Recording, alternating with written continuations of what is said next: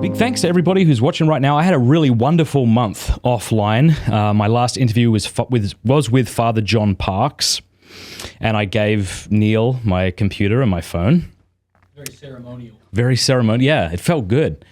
And last year I had a dumb phone, but for this month I thought I don't want to have anything, like no phone at all. So I actually had no phone, at least for the first 12 days. But then my wife's life got increasingly hard because everybody was texting her. Is everything okay?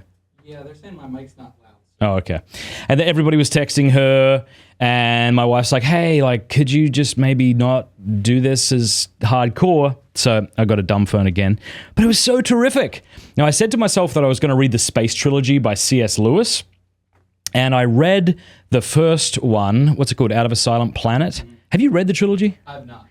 So I read the first one, and I read that in about 5 days and decided I don't like it. So I stopped reading them. And I heard that Tolkien and others said that, what was the second one called? Not A Hideous Strength, but Paralandra was his best. But I read the first couple, and I didn't like it. I just don't like C.S. Lewis when he does fiction. I feel like I have my elbows up against an allegory he's bound to make. So whenever I'm reading, I'm like, oh, I get it. Like this represents the angels, and I didn't like it. So I stopped reading that. Bill Donaghy's in chat. Is he? And he's angry at me. Yeah, Bill kind of convinced me to read it. This is after I gave it a shot, but I didn't like it. So why keep reading stuff you don't want to read? So I put that down.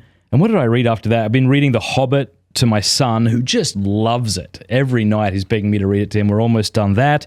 I was reading Russian fairy tales to my kids. I was reading Jeeves and Wooster stories to my wife and kids. I don't know if you ever read that, but that's some of the greatest comedic fiction out there.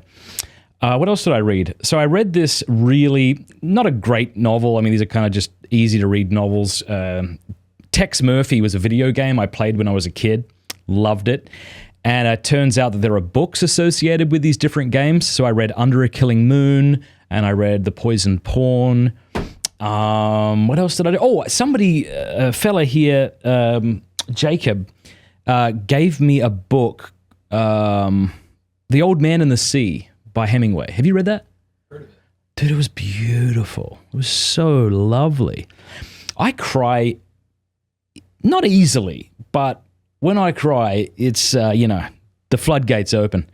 So I was in Georgia with my wife because we were celebrating our 16th wedding anniversary, and I was having a cigar out on the patio of this Airbnb, and I closed that book, and my wife had walked out for the last couple of pages or whatever, or several pages. I had to walk inside and just cry. It moved me a great deal.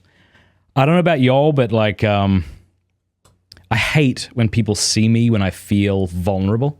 Maybe we're all like that. Like my wife, if she's sick and she's throwing up, she wants me behind her, rubbing her back. When I'm throwing up, I don't want anybody in the house.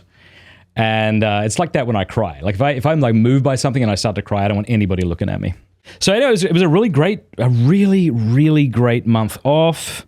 You know what? One of the best things about this month off, honestly, was not knowing and not caring what not Donald Trump, who's our president? This is how far removed I am. Joe Biden had to say or didn't say or tried to say and failed at saying.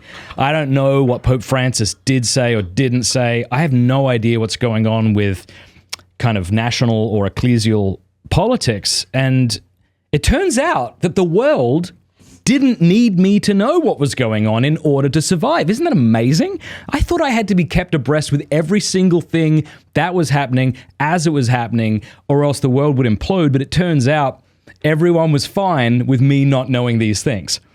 And this brings me back to a conversation I had with Father John Parks about our sphere of influence and our sphere of concern. So you think of like these two circles. You have the circle of influence and the circle of concern. And for most of us, like our circle of concern is way bigger than our circle of influence. And if you spend all of your intellectual energy on the circle of concern, your circle of influence shrinks.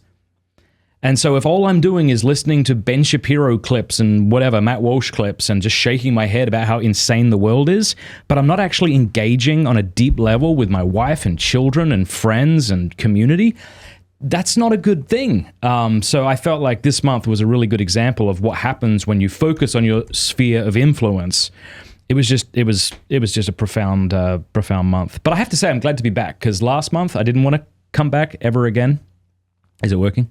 Yeah, we're good to go. Thank you, everybody, for saying yes. Last year, I don't know if you remember, I came back online. I was actually thinking about getting rid of email. Did I tell you that? Yeah. And my car. There was a moment where I was like, maybe I should get rid of my car. But this year, I'm just so pumped to be back in the saddle, in the proverbial saddle. So there's that. What else did I get up to? I don't know. There was a lot of sitting. There was a lot of drinking coffee. Hey, thanks so much for watching. Please be sure to like and subscribe and leave a comment below letting us know what you thought about the video.